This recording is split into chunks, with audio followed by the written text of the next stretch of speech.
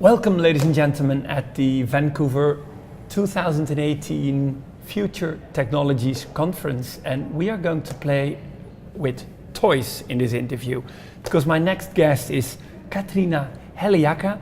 She works at the University of Turku in Finland, and she's a toy researcher, and she holds a post-doctoral position at the University of Turku and studies toys and the visual, material, digital and social cultures of play. Welcome, Katriina. Thank you so much. Good to have you. I'm glad I'm here. We have all these toys here. Of course. How do you become a toy researcher? That is an exciting question. I was actually born and bred in the toy industry. My grandfather started a board game company in Finland in the late 60s, so that's how I also became involved. My dad was the CEO of the company for a very long time, but when I had a fairly long career as a game designer, I thought that if I'm going to do research, I'd like to do something on toys. Yeah. So that is how I became a toy researcher. And do you have to play with toys in your current career? But of course, that is something I really like and treasure. It's a privilege. Hey, you submitted a paper on the possible educational value of connected toys. What educational potential do you see for connected toys? I think the potential is quite large. We did this research with my colleague Pirita Ihamäki, who is the digital person, and I'm sort of the, as you mentioned, the visually oriented and materially oriented researcher. So together we paired up our skills and are now looking at the educational potential of these toys, because the Internet of Toys, they have a physical form, obviously. All of the toys that we've used in our research are character toys. They represent toys with a face. Yeah. Nevertheless, the connectedness... Like these two? Exactly. These would not be connected toys. No. These are my ice bats who are traveling with me in the name of toy tourism along to conferences and stuff. But the Internet of Toys that we made the research with and of and about and tested with preschoolers are connected, and that means that content can be given to these toys. And we started off our research by looking at how the toy marketers, the makers, the toy industry sees these toys as makers of these toys themselves. And they stress education a lot, and that is quite interesting. So we could be talking about Toyification of education, we could be talking about toy-based learning. Yeah. But what is interesting in these toys is that their connectedness make them hybrid toys, which also means that they are sort of gamified toys in a way. Yeah. You get different kinds of and modes of interaction through sound, lights and movement with these toys. And that gives a lot of opportunities for different affordances for play and play patterns, and these were what we were interested in. Yeah. Hey, do you believe a connected variant of a toy can offer added educational value versus a traditional non-connected version of the same toy, and why should that be? Definitely. As I said, these connected toys can be integrated with some educational goals, so it's up to both the designers of the toys as well as their users. Let's say in preschool, the preschool teachers must know how to use them if they are going to use them for playful learning. Yeah. That is, they have specific goals for learning. So for that, I can see certainly this Internet of Toys as a tool. Yeah. Hey, I have kids too, and they have an iPad and a smartphone, and you all know that some of these games can be very addictive. Is there a risk in your toys to get the same addictive patterns? Definitely. Also, I'm glad you pointed out the screens, because we could refer to 21st century play as very oculocentric a practice, and that means that it's based on what we see and what we touch on the screen and everything. But in fact, many of these Internet of Toys include hidden technologies, and that means that they are not played with through the screen. They are interacted through physical manipulation and following, of course, of the sounds, movements and actions.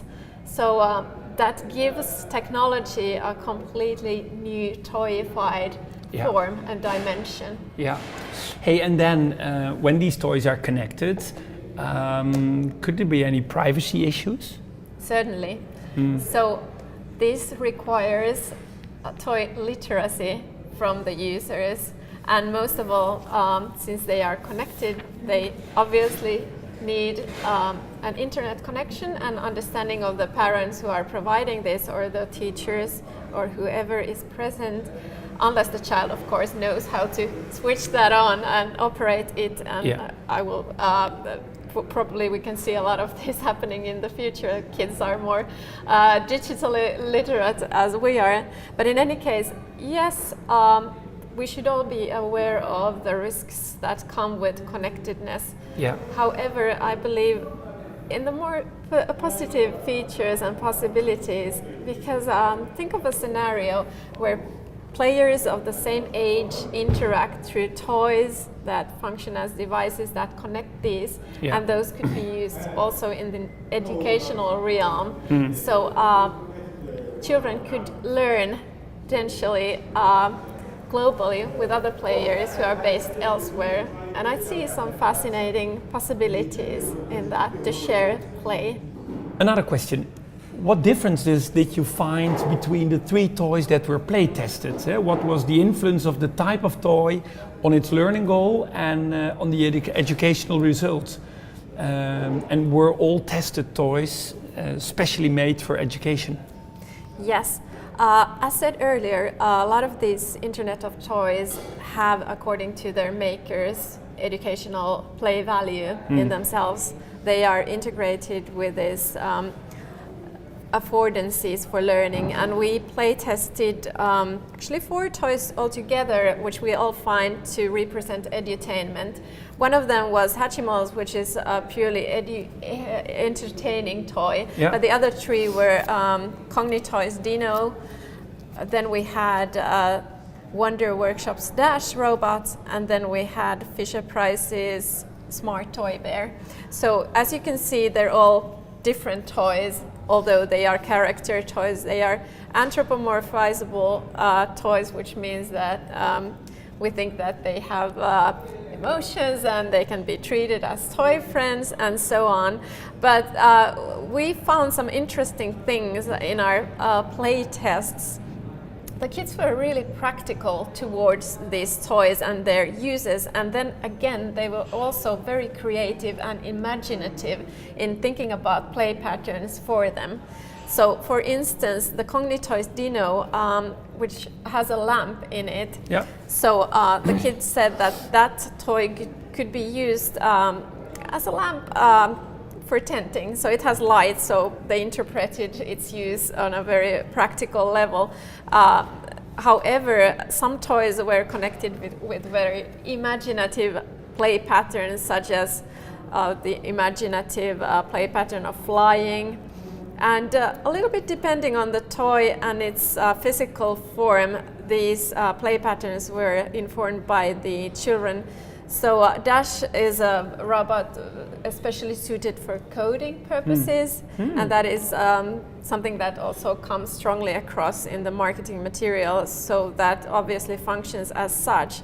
But what we found interesting is that although these feature like these very well thought of play patterns already designed by the toy companies, kids are very liberate in the ways they finally use them in our very short play tests. So our intention is to carry on the research and make a longitudinal study of the use of these IO toys in the preschool context in Finland, but with the difference to this first phase research in such a way that the preschool teachers are more involved in specifying the educational goals, and then do a long-term investigation of the toys' suitability for these play scenarios and scenarios for playful learning.